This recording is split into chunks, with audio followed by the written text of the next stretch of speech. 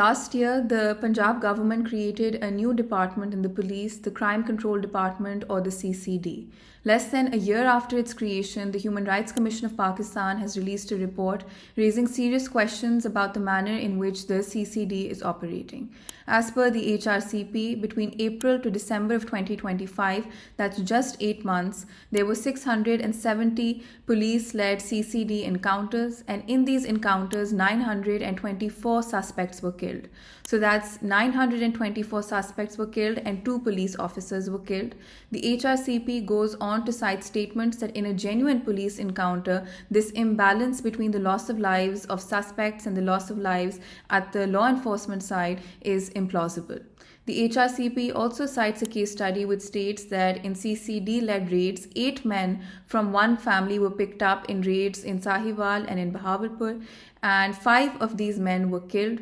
According to the family, this led to 22 children being orphaned, and the family also alleges that initially the CCD failed to, or rather refused to, return the bodies until court intervention. The CCD in response says that since its creation, it has arrested the crime rate in Punjab and particularly in Lahore, and the CCD has denied allegations of extrajudicial violence and staged encounters. However, the loss of lives, which is nearly 1,000 lives in 8 months, raises serious questions about the manner in which the CCD is operating and the conduct of policing in general.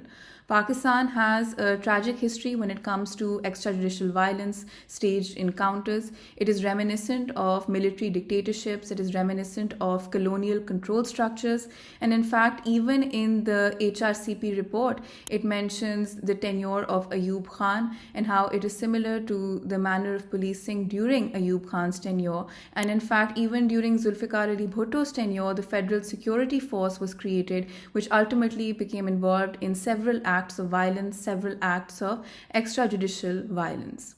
More recently, there was a case of Naqibullah Mahsood, who was subject to an extrajudicial killing, or the case of Sarfaraz Shah, who was a young man that was shot by the Rangers. There is video footage in which 5 Rangers have encircled Sarfaraz Shah, and one ranger shoots at him while he was pleading for his life, and after being shot he also pleaded that he be taken to the hospital and that he was dying, and yet this was not done, and this was on video footage. This killing by the rangers, it was available, and the tragic loss of innocent lives in extrajudicial killings, in extrajudicial violence is evident, and yet we do not learn from history.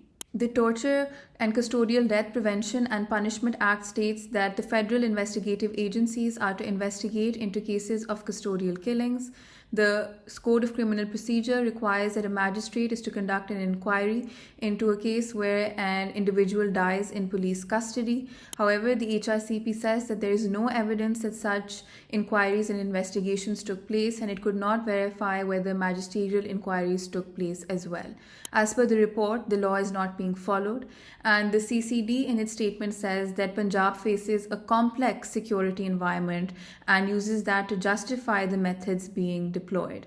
However, a complex security environment does not justify depriving individuals of their right to life without a fair trial, without due process, and without a conviction. In Pakistan, we are often told that we are in a state of exceptionalism because of the security situation, which justify extraordinary measures and which justify depriving citizens of their fundamental rights.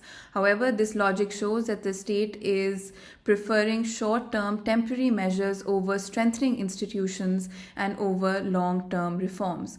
We are told that the military trials of civilians are required because the criminal justice system is weak. And now even the complex security environment is being used to justify police encounters, it's being used to justify extrajudicial violence. We must focus on strengthening our institutions, and now the real question is whether accountability will follow, whether there will be an investigation. The HRCP has also called for a complete moratorium on all police encounters until independent safeguards and until an independent oversight mechanism is established. And ultimately, this report does require and demand an investigation and an inquiry into the loss of lives.